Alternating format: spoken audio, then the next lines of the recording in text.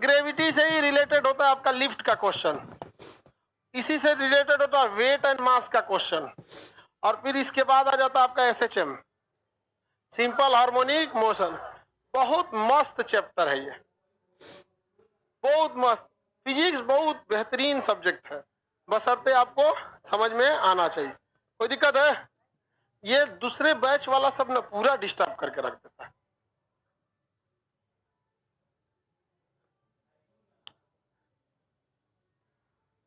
तुम कहाँ घूम रहा था?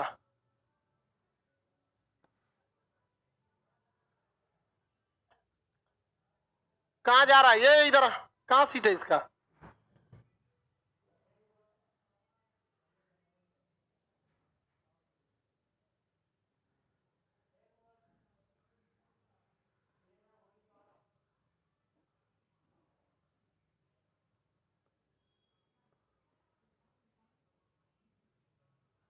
फिजिक्स का फादर किसे कहते हैं? न्यूटन। इसमें यार इसमें पूछने वाली बात है। अरे वही है न्यूटन रे, पूरा नाम बोलता है सर आइजैक न्यूटन। अब खान सर बोलो पूरा समझ जाएगा। मैं मतलब अब खान सर को फादर ऑफ फिजिक्स नहीं कह रहे, हम कहने का सेंस है कि पूरा नाम किसी को क्या जानना है, तुम लोग पूरा गधा है।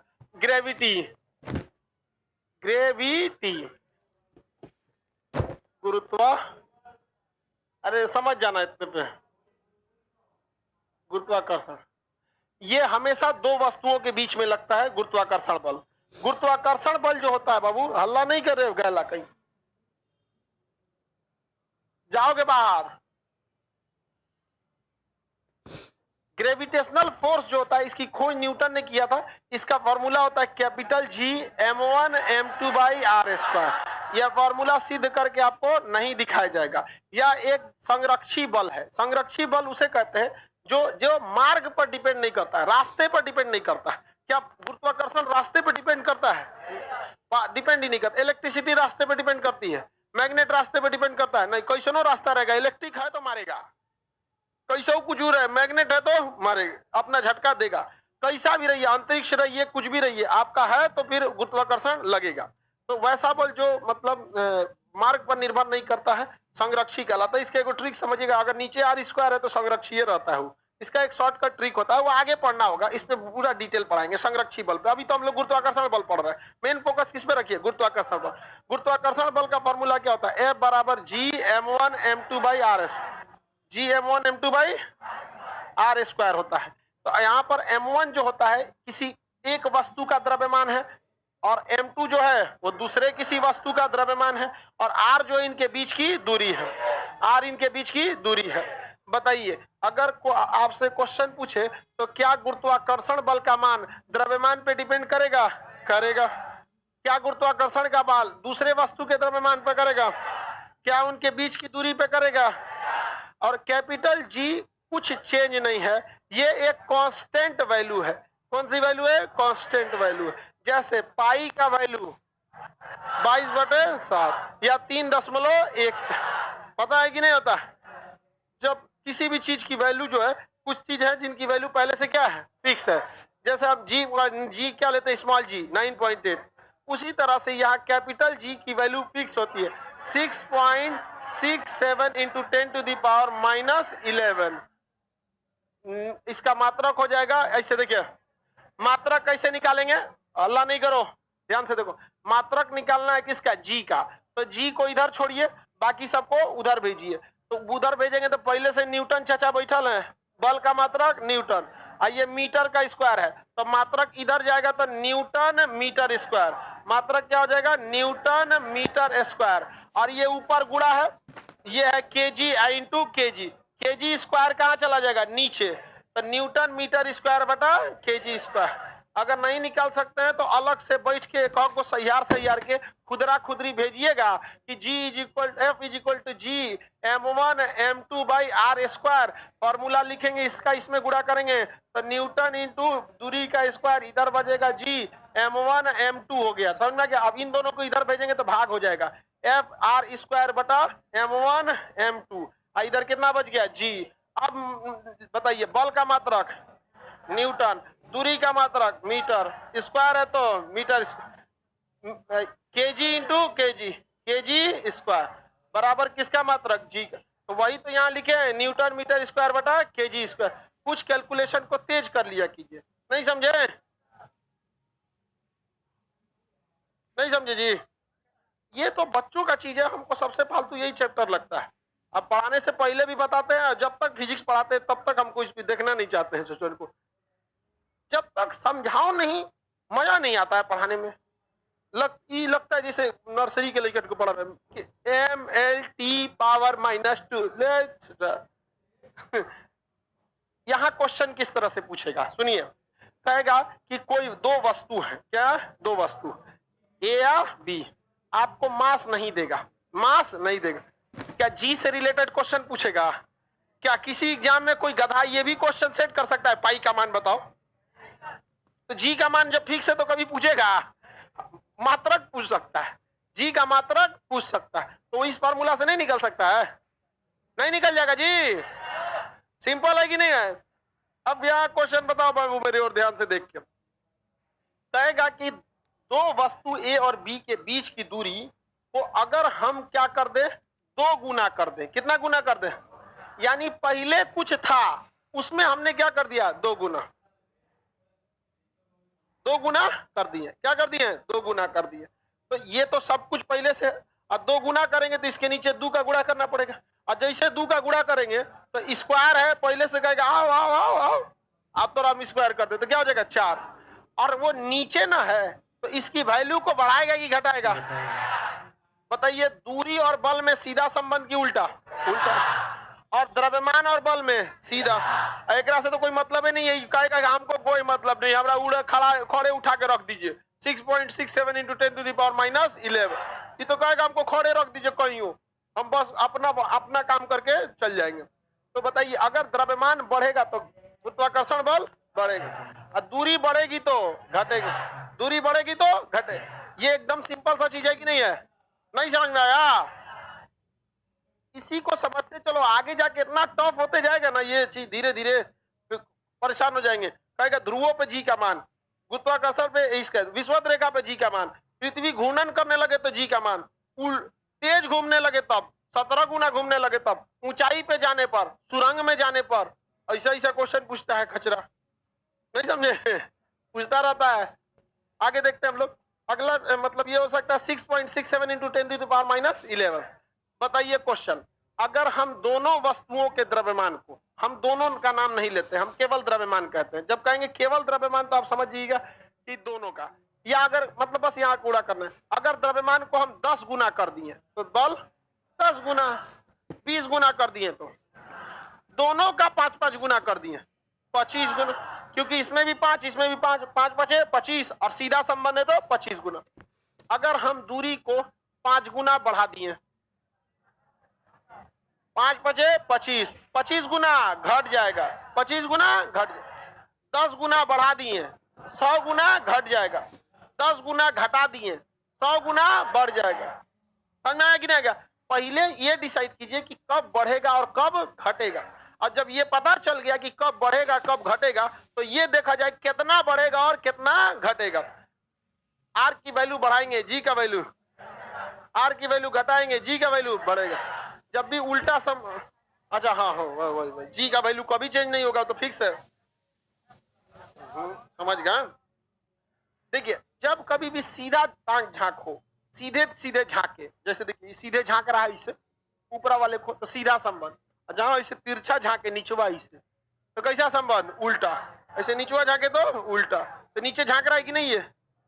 जी का वैल्यू बताइए, त्रिज्या बढ़ाएंगे तो त्रिज्या घटाएंगे तो द्रव्यमान बढ़ाएंगे, द्रव्यमान घटाएंगे। समझा क्या? त्रिज्या को 5 गुना कर दिए 25 गुना घट जाएगा, 4 गुना घटाएं 16 गुना बढ़े, 20 गुना बढ़ाएं 400 गुना घटेगा। द्रव्यमान को हम 16 गुना स्क्वायर कर दिया 100 रुपए नहीं। समझ में आ गया कि नहीं आ गया? ये तो बच्चों का सवाल, इस पे आप बना सकते हैं कि नहीं बना सकते? ये बन सकता है। तो आगे हम लोग बढ़ जाते हैं। स्मॉल जी और कैपिटल जी में संबंध, इसका मात्रक यहां लिख दें दोबारा मात्रक देख के बताइए क्या होगा। Newton metre, newton metre square बटा केजी स्क्वायर बटा में चला जाएगा केजी स्क्वायर। कैपिटल जी और स्मॉल जी में संबंध जब आप इंटरमीडिएट की पढ़ाई पढ़ रहे होंगे तो आपको यह सिद्ध करने के लिए आता है, बट आप अपनी एकेडमिक पढ़ाई को छोड़ के कंपटीशन की पढ़ाई में आ गए हैं। आप कौन हैं, बड़का फाइल खोल के रखे हैं, बंद कर दो उसको, गधा कहीं का वकील ऐसा फाइल लेके आया इतना बड़का। इस चीज को सीधे डाउनलोड मारो, एकदम सीधे डाउनलोड मारना चाहिए।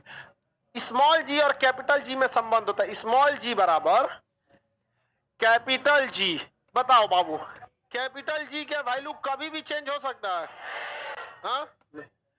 स्मॉल जी तो capital G m by R square, m by R square, m by R square. कई जगह m e लिख देता है, तो माने e मतलब अर्थ, mass of earth, mass of earth, इसलिए कहता m e। तो भैया हम चांद पे थोड़े रहते हैं, तो हमरा क्या जरूरत है बतैले बिना कि अर्थ पे रहते हो, पता है नहीं समझे, हमको पता ही है तो हम क्या ई लिखे। आप अपने पिताजी को क्या बोलते हैं, पिताजी कि मेरे पिताजी, सब लोग अपने पिता, पता ही पिताजी बोल रहा है तो उसी का ना होगा भाई, तो उसमें मेरा लगाने की क्या जरूरत है। बस सीधा लिखो G M by R square, जहां एम किसका द्रव्यमान, पृथ्वी, आर किसकी त्रिज्या, पृथ्वी की त्रिज्या। तो बोलना जरूरत है कि पृथ्वी की त्रिज्या, बोलने की जरूरत है कि पृथ्वी का द्रव्यमान। तो बताइए किसकी गुरुत्वीय शक्ति निकलेगी, पृथ्वी का, किसका निकलेगा, पृथ्वी का निकलेगा। दोनों में संबंध बता सकते हैं ना। स्मॉल जी बराबर capital G M by R square, इसमें कैपिटल और स्मॉल जरूर बोलिए। स्मॉल जी बराबर capital G M by R square, capital G M by R square, capital G M by R square. देखिए इस कैपिटल जी की value पता है, पृथ्वी का द्रव्यमान पता है, पृथ्वी की त्रिज्या पता है 6400 किलोमीटर है। इन सब को काट कूट के जब भाग देंगे तो जी की वैल्यू आती है 9.8, 9.8 मीटर पर सेकेंड स्क्वायर, मीटर पर सेकेंड स्क्वायर। क्या आता है, मीटर पर सेकेंड स्क्वायर। आगे बढ़ जाए, ये तो समझ में आ ही गया होगा आप लोगों को।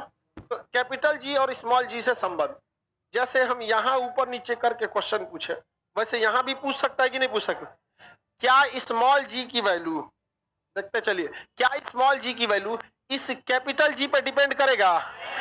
दिखने में लगेगा कि डिपेंड कर रहा है लेकिन नहीं करता, क्योंकि कोई भी चीज कांस्टेंट अगर हो जाए, किसी चीज की वैल्यू हमेशा के लिए फिक्स हो जाए तो चेंज नहीं हो सकता।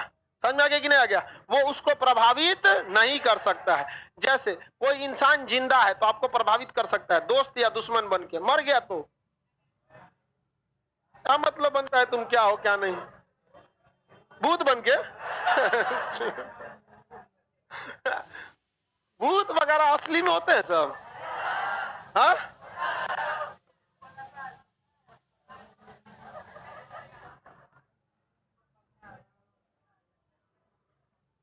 आगे बढ़ते हैं, देखो भूत वगैरह। जी की वैल्यू बताइए, पृथ्वी के द्रव्यमान पर डिपेंड करेगा। यदि किसी ग्रह का द्रव्यमान 4 गुना कर दे तो उस पर जी का मान 16 गुना, 10 गुना घटाएंगे, 10 गुना घटेगा। कितना सिंपल है, नहीं है? क्या त्रिज्या बढ़ाने से जी के मान पे प्रभाव पड़ेगा? ये सीधा देख रहा है कि तिरछा, तो सीधा प्रभाव की उल्टा। जी का वैल्यू, आर की वैल्यू बढ़ाएंगे, जी का वैल्यू जी का वैल्यू, आर का वैल्यू घटाएंगे, जी का वैल्यू बढ़ो।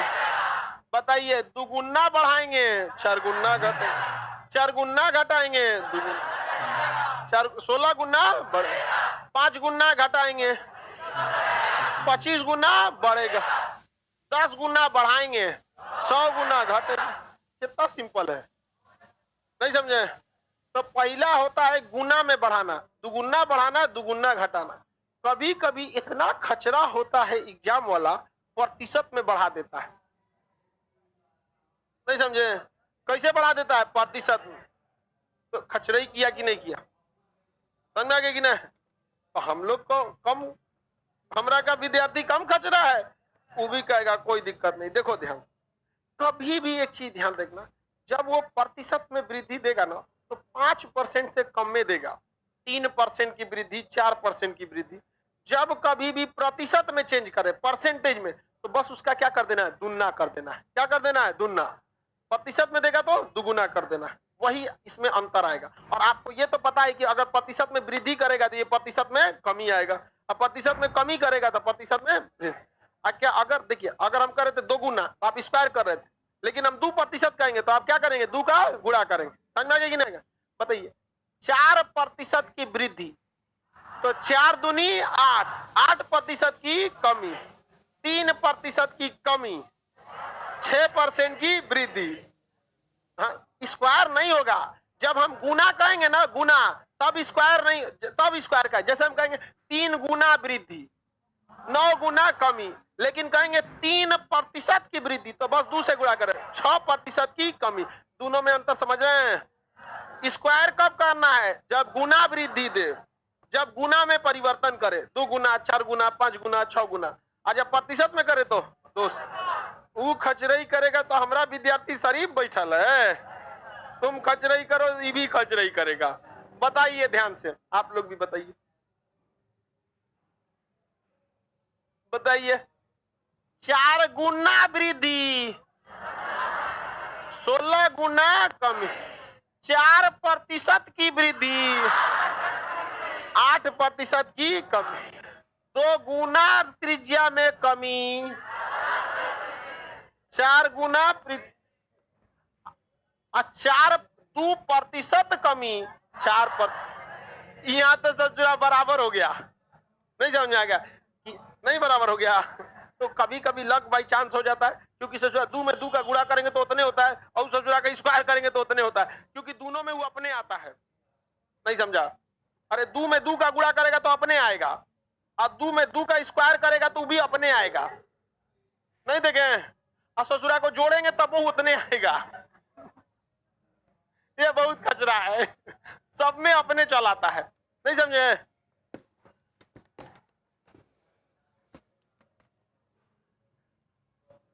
आप लोग को समझ में आ रहा है?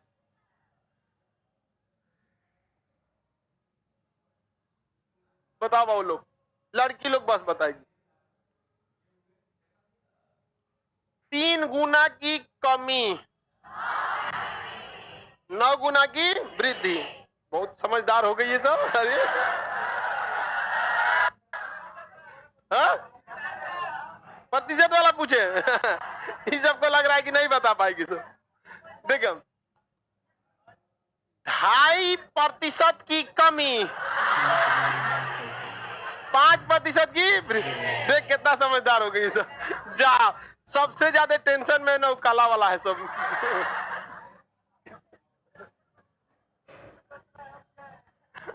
सोच रहा है तब हमारा नौकरी ले लो, कोनो फायदा ना। नहीं निकालेंगे।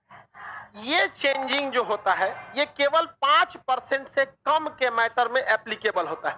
5% की से ज्यादा अगर कर देगा तो फिर आपको मैथमेटिकल फॉर्मूला पे जाकर परसेंटेज को चेंज करके वैल्यू निकालनी पड़ेगी। तो उसको भी पता है कि जब उसको परसेंटेज पूछना है तो ससुरा मैथ में काहे नहीं पूछेगा। नहीं समझे? जब उसको इस फॉर्मूला के तहत विद्यार्थी का परसेंटेज वाला चैप्टर चेक करना है तो फिजिक्स में पूछेगा, मैथ में जाके पूछो, है कि नहीं? ऐसा तो होगा नहीं कि जिस एग्जाम में फिजिक्स पूछेगा वो मैथ ना पूछे। आइए यहाँ पे, अब जैसे दरोगा वरोगा में तो फिजिक्स में है, मैथवा में मैं खुदरा खुदरी दे देता। कुछ भी बताओ, 4 पैर दिख रहा है तो कितना सर दिखेगा? ऐसा देखते हैं ना, अजीबे सवाल पूछता है। ऐसा टाइप का देता है ना। 2 पैर 4 खोपड़ी, बताइए पानी में कितना जल का मिश्रण निकाल देंगे।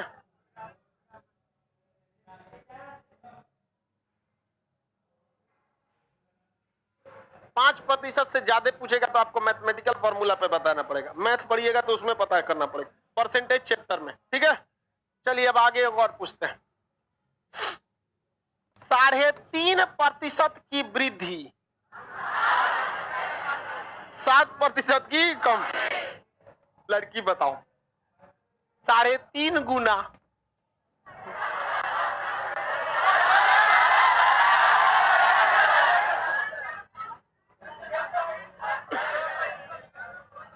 कोई बात नहीं, स्क्वायर कर दो, लगभग 12 होगा। नहीं समझ में आएगा, स्क्वायर कर देना है यहाँ पर, कोई दिक्कत नहीं, सब सही है। लड़का बताएगा, लड़का बताएगा, सुनो ध्यान से। अरे उसको वही बताएगा, दूसरा पूछ रहे हैं।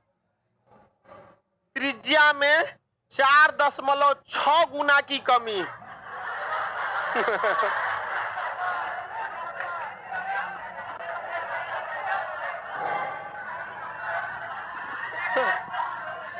लगभग 21 गुना। नहीं समझ में आ गया तो कैन 21, लगभग 21 गुना। चलो ध्यान से, तुम अप्रोक्स में बता सकते। हाँ हाँ एकदम। देखो लाइव वाला सबसे समझदार निकला कि सर एग्जाम में तो ऑप्शनवा तो दिखिए जाएगा, लगभग में कहां जाके गिर रहा है, कोने घाट लगेगा, पता नहीं चल जाएगा। सब पता चल जाता है लक्षण देख के, कोने घाट लगेगा यहाँ पर। बताइए, इसका लक्षण देख के नहीं लग रहा है कोने घाट लगेगा। ये लगभग 5 के स्क्वायर के पास लगेगा, 20-21 के घाटे लगेगा यहाँ पर। जैसे 6 का स्क्वायर पता है 36 होता है।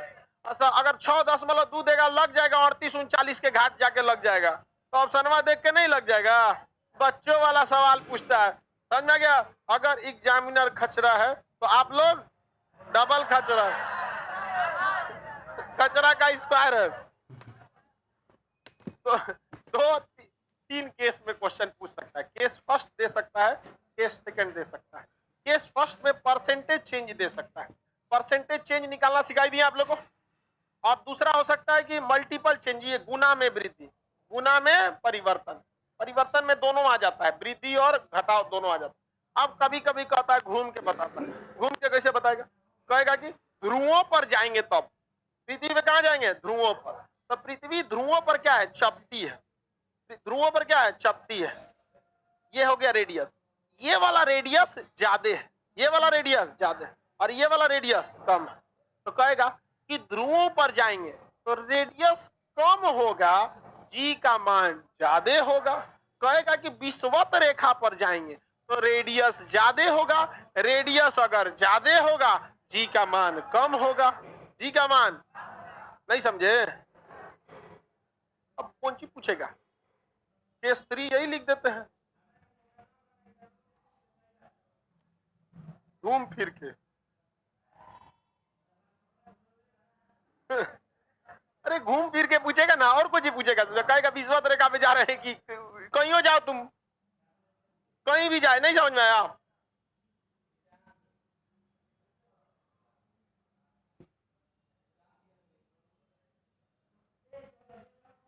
आप लड़कों को न्यूटन समझते हैं क्या? नहीं, आइंस्टीन।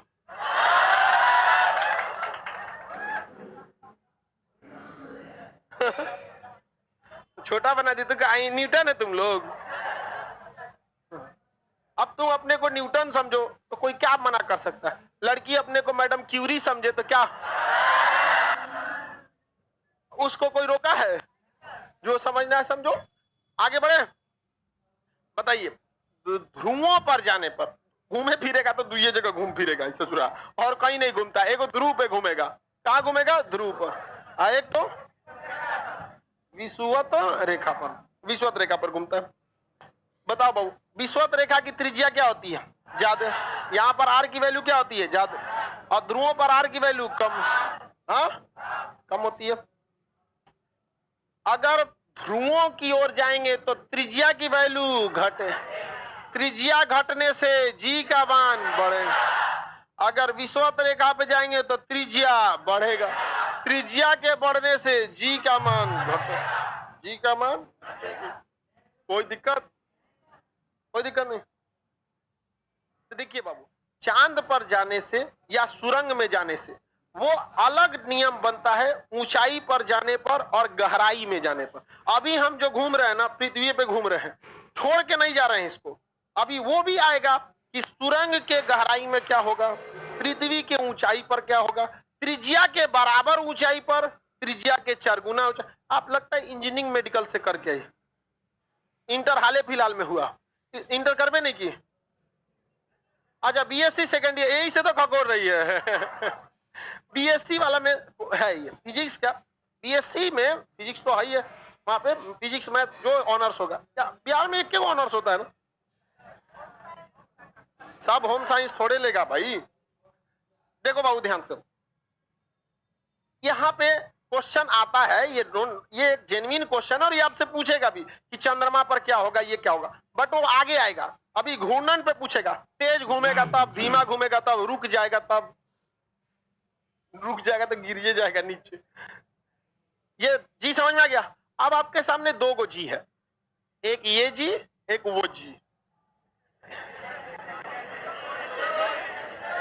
ये जी, वो जी, इन दोनों जी में वह जी बताइए जो हमें खींच रहा है, बड़का जी की छोटका जी? कितना लोग कहता है छोटका जी, कितना लोग कह रहा है बड़का जी खींच रहा है? गलत है, साइज देख के बता रहे हैं। बड़का जी बस ऐसे पड़ा हुआ है, बड़का जी बस ऐसे पड़ा हुआ है, कांस्टेंट वैल्यू है वो। क्या है? कांस्टेंट। वो कहीं चल जाइएगा उसका वैल्यू उतने रहेगा, लेकिन हमें खींच कौन रहा है? इसका मतलब छोटका जी अगर ज्यादा हो गया तो हुमच के खींचेगा, और अगर छोटका जी का वैल्यू कम है तो कहेगा जा बाबू जा। समझ में गया? अब बाबू ये बताओ, हम सबको रहना है पृथ्वी के ऊपर, इसमें कोई खोद के अंदर नहीं रहता है, ना कोई ऊपर जाके लटका रहता है जहाज में, कितना ऊपर उठ जाइए आना तो पड़ेगा ही।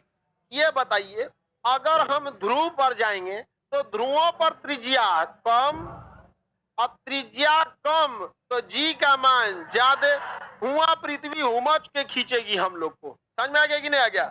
लेकिन अगर हम विषुवत रेखा पर आएंगे, कहाँ आएंगे? विषुवत या उसके आसपास भी, तो वहां त्रिज्या ज्यादा, त्रिज्या ज्यादा रहने से जी का मान कम, यहाँ पृथ्वी उतना ताकत से नहीं खींचेगी। अब बताओ, विषुवत रेखा पर ताकत ज्यादा की कम? कम, यहाँ कम खींचेगी क्योंकि विषुवत रेखा पर त्रिज्या ज्यादा, त्रिज्या ज्यादा से जी का मान कम। यानी अगर रॉकेट छोड़ना है तो किस रेखा के आसपास से छोड़िए? विषुवत रेखा के आसपास से छोड़िए। अब कोनो घोंचू होगा तो कहेगा कि ध्रुवों पर त्रिज्या का मान कम, अब त्रिज्या का मान कम तो जी का मान ज्यादा, तो जाएगा अगर त्रिज्या के पास से, ध्रुवों के पास से रॉकेट छोड़ने, तो वहां पृथ्वी कहेगी कभी आओ हवेली पे तुमको बताते, रॉकेट में उलाट के पलट देगी यहाँ पर। इसलिए दुनिया के जितने रॉकेट छोड़ते हैं वो ज्यादातर विषुवत रेखा के आसपास में ही होते हैं। अब कोई देश है वो विषुवत रेखा के पास है ही नहीं है, तो फिर उसको बहुत हैवी पावर का इंजन बनाना पड़ता है, लेकिन वो कितनों हैवी बना दे वो ध्रुवों के पास नहीं जाएगा। ये है विषुवत रेखा, इक्वेटर बोलते हैं, सीबीएसई वाला इसको इक्वेटर बोलता है। हम लोग का है सतीश धवन प्रक्षेपण केंद्र, श्रीहरिकोटा, भारत का श्रीहरिकोटा। बताइए ये विषुवत रेखा के समीप है कि नहीं है? नहीं समीप है। हालांकि पहला रॉकेट हम लोग ने साउंडिंग रॉकेट छोड़ा था वो विक्रम साराभाई से अभी छोड़ते हैं, पहले छोड़ते, सॉरी अभी सतीश धवन से छोड़ते हैं, पहले केरल के थुम्बा से छोड़ते थे, वो और विषुवत रेखा के करीब था। तो रॉकेट कहां से छोड़ना चाहिए? विषुवत रेखा से। यूरोप वाले छोड़ते हैं सब फ्रेंच गुएना से। अब समझ में आया फ्रेंच गुएना से क्या छोड़ता है? फ्रांस। ये फ्रांस का यहाँ कब्जा है फ्रेंच गुएना। जितना यूरोपीय सैटेलाइट छोड़े जाते हैं कहां से? क्यों छोड़ता है? विषुवत रेखा के पास। अब ये बताओ, चाइना ये है तो विषुवत रेखा के पास से नहीं है तो कहां छोड़ेगा? अब अपने जगह कहीं छोड़ेगा, लेकिन ये कभी भी बैल तो होगा नहीं कि जो ऊपर भागेगा ध्रुवों की ओर। ये अपना रॉकेट रेगिस्तान से क्या करता है? छोड़ देता है। उसी तरह रूस की बात करेंगे तो रूस तो विषुवत रेखा के पास है ही नहीं है, तो बताइए ऊपर की ओर से छोड़ेगा या अपने से मैक्सिमम नीचे? तो ये रूस अपने यहाँ ना बल्कि कजाकिस्तान में स्थित बैकानूर स्टेशन से क्या करता है? छोड़ता है। छोड़ता है कि नहीं छोड़ता? अब यहाँ अमेरिका को देखिए, अमेरिका का यह राज्य यहाँ भी है, अलास्का यहाँ भी है। बैले होगा ना, हो सकता है कि जो बाइडन यहां से छोड़वाए। बताइए अमेरिका को कहां से छोड़ना चाहिए, अपने मैक्सिमम से या मिनिमम से? अमेरिका का मिनिमम होता है फ्लोरिडा। देखिए ऐसे ठोड़ जैसे नीचे लटका है ना, तो यहीं से छोड़ता है अपना रॉकेट, क्योंकि विषुवत रेखा से क्या है, करीब। तो कोई भी रॉकेट विषुवत रेखा से क्यों छोड़े जाते हैं? क्योंकि वहां पर पृथ्वी का खिंचाव बल small g, acceleration due to gravity, कुछ कहिए गुरुत्वीय त्वरण, सिंपल भाषा में पृथ्वी का खींचने वाला फोर्स क्या होता है, कम होता है कि नहीं होता है। इसके अलावे एक और चीज ध्यान रखा जाता है, पृथ्वी जो घूम रही होती है वो पश्चिम से पूरब डायरेक्शन में घूमती है। कैसे घूमती है? पश्चिम से पूरब। कैसे घूमती है? पश्चिम। इसलिए रॉकेट यहां से उड़ा के इधर नहीं भेजा जाता है, किधर? पश्चिम से पूरब। जिस दिशा में पृथ्वी घूम रही है उसी दिशा में भी रॉकेट घुमाया जाता है, ताकि डबल ईंधन बचे और रॉकेट के ऊपर एक्स्ट्रा फोर्स नहीं काम करे। एक यहां से छोड़ने, विषुवत रेखा से छोड़ने का फायदा क्या होता है, नीचे से खिंचाव बल कम लगे, और पृथ्वी के ही दिशा में छोड़ देंगे तो हवाओं का भी प्रेशर कम रहेगा, क्योंकि पृथ्वी भी इधर घूम रही है और रॉकेट वो इधर से घूम के अंतरिक्ष में जा रहा है। पता चला कोनो कहा नहीं, झुकेगा नहीं, झुकेगा नहीं, तो लो छोड़ो, इधर जाएंगे तो कहेगा कोई बात नहीं, मैं भी रुकेगा नहीं, पटक देगा उन के जाए यहाँ पे। तो बताइए, पाकिस्तान का अपना कोई सैटेलाइट एजेंसी नहीं है, वो कहां से लेगा? वो सैटेलाइट गिरना एक अलग चीज है, सैटेलाइट लॉन्च हो चुका है, 3-4 साल बाद गिरता है, वो आगे पढ़ाएंगे आपको जब सैटेलाइट पढ़ाएंगे तब। तो उपग्रहों को छोड़ते समय या फिर सैटेलाइट छोड़ते समय जो रॉकेट बनाते हैं, या रॉकेट में क्या ध्यान रखा जाता है? 2 चीजें, पहला कि वो कहां होना चाहिए, विश्व, और दूसरा पश्चिम से पूरब। लड़का को ये बात तो पता रहता है कि पश्चिम से पूरब छोड़ना है, लेकिन एग्जामवा में जाने के बाद वो कंफ्यूज आ जाता है, पश्चिम से पूरब की पूरब से पश्चिम, दोनों एक के जैसा दिख रहा है, तब दांत दाया, अच्छा पश्चिम से पूरब मार देगा, ऐसे तुका मारता है वो। देखिए याद कैसे रखिएगा, पश्चिम से पूरब घूमती है, यानी जब हम देखेंगे उसको घूमने के बाद तो कौन सा हिस्सा दिखेगा? पूरब वाला, क्योंकि पश्चिम से क्या घूमी है? पूरब। इसीलिए सूर्योदय किधर होता है? पूरब। तो सूर्योदय हो रहा है पूरब में, यानी घूम के आ रहा है पश्चिम से। नहीं समझे? अब किसी गधा को तो यह कंफ्यूजन नहीं हो सकता है कि सूरज किधर से निकलता है, पूरब से ही निकलता है। तो पृथ्वी किधर से घूमी है? पश्चिम से। तो बताइए सूर्योदय किधर से? पूरब से। तो पृथ्वी किधर से घूमी है? पश्चिम से पूरब। अब पश्चिम से पूरब घूमेगी और उसी दिशा में रॉकेट छोड़ देंगे तो इजी है कि नहीं है? अब कोई आदमी इधर जा रहा है, ऐसे जा रहा है, उसको कहिएगा भैया थोड़ा अगवा छोड़ दीजिएगा, मोटरसाइकिल से जा रहा है अक्सर आदमी तो बैठा लेता है कि नहीं? अब पता चला है जा रहा है इधर, और रुकिए भैया भैया हमरा उन्ने छोड़ दीजिए, दांते काट लेगा हेलमेट उतार के। यार